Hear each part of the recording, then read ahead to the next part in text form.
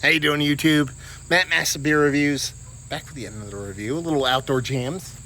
A little bit of view for you. I'll get it out of the way. Yeah. You can probably hear the chickens bocking and all that kind of fun stuff. And just felt like going outside doing a review real quick. And we're going to do a hop butcher for the world. It's their Throop. I know it's Troop, but where I lived, or for a good portion of where I lived in northeastern Pennsylvania, there is a town close to a town called Dunmore. Dunmore kind of sucks, but just north of that is Troop. We always called it Throop, so I'm calling it Throop. And we're going to do this as a Riwaka style. Yeah.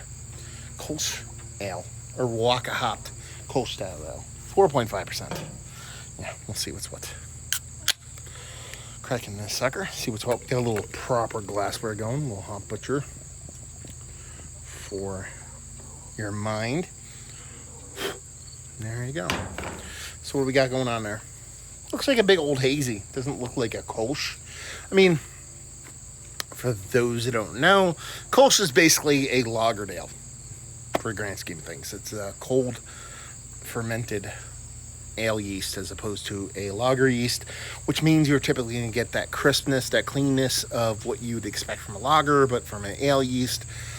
Typically relatively clear, if not bone clear, and that kind of crisp kind of snappiness that you'd expect from a lager. But with this, you got this big old hazy kind of vibe going on. So we'll see what's what. See if we can get a nose. This glass probably going to snort some foam. I did snort some foam, but I'm going to tell you right now, it does come off like a lager. It does. It has this nice cold crispness to it. I even get this kind of placebo effecty kind of sulfury little lager thing going on, which is quite nice. But then on the other side of things, you have that little bit of aggressive kind of hoppiness from that Riwaka. It's not necessarily like an over-the-top 2x4 to the face of hops, but since it is a smaller beer and since it is kind of crisp and clean, that hoppiness comes out more of the head. So if you put this amount of hopping, this amount of aggressiveness in a like a 6-7% beer, the hops don't even nearly come close to this kind of impact. But since it's 4.5, yeah, you're kind of dabbling in that territory. Just dive right in. Cheers.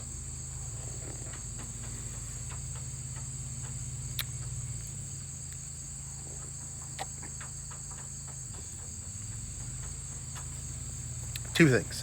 First off, if there was any kind of like earthy barnyardiness, I'm not going to get it because I'm next to a chicken coop and I just realized I smell a lot of chicken. But really, it has this subtle earthy greenness with this really nice, almost like crackery, almost leaning into the kind of biscuity malt kind of thing going on. That is really nice. It's both aggressive from the malt end of things and the hop end of things for its ABV level. So, like I said, that malt comes off biscuity, crackery that leans in the biscuit, and then you have that hop that kind of gives you those kind of tannic kind of tea vibes that you'd expect from a Kolsch style ale at that ABV level. But then it has this little bit of subtle kind of greenness going on for it. Yeah. And it has like a mouthfeel that you wouldn't really associate all that much with like a Kolsch. So when you're talking about a Kolsch ale, like I said, you're expecting this kind of clean, crisp, kind of lager-esque kind of vibe to it. And while you do get that crisp cleanliness out of it, there's this kind of water nerdy softness that kind of floats through there, which is quite nice. I like this beer. I like it. What's the tasting notes? We didn't even cover those. We're talking about crisp barley, which is absolutely the case here, delicate citrus zest, fair enough, and candied lemon. I'm going to get down with all those kind of flavor notes. It really goes a little bit more kind of earthy for me than citrus, but it's obviously there. I mean, more often than not, almost all the hops you're going to give me, I'm going to get a little bit of citrus from. I know that's kind of blasphemy. All hops are different, but they all kind of lean a little bit in that direction. But it really is the malt in combination with those tannic, kind of tea-like kind of hops that really kind of bring this to a head. Where it really separates itself from everything else is that little bit of subtle kind of green, which I associate with like Southern Hemisphere hops, Riwaka, and all those kind of hops. So it's tasty, it's chuggable, it's drinkable. There's really nothing negative to it. Yeah, I'm a fan. So there we go. A little bit of Throop up in this piece. Is it one of the better kind of Kolsch, low ABV chugger ales that I've had as of late? Absolutely, without a doubt. In the conversation, is it Mount Rushmore status? I don't know. It wants to be there. It might be there, but I don't think it's there. But it's close. Value and availability? No idea. Let me know what's what when it comes to Hop Butcher. For you folks out there with the old, the labels kind of trip me out right now. I'm gonna have to go over this in a minute, and leave you with, if you like what we like this. If you like clean, crisp, well-made beers that are hop expressive but not a 2x4 to the face, basically lager and Kolsch, you have it. Let's put this beer down. There's all this kind of shit in the background. You see like the words and the letters. At first I thought maybe the label was covering another label, but it's not.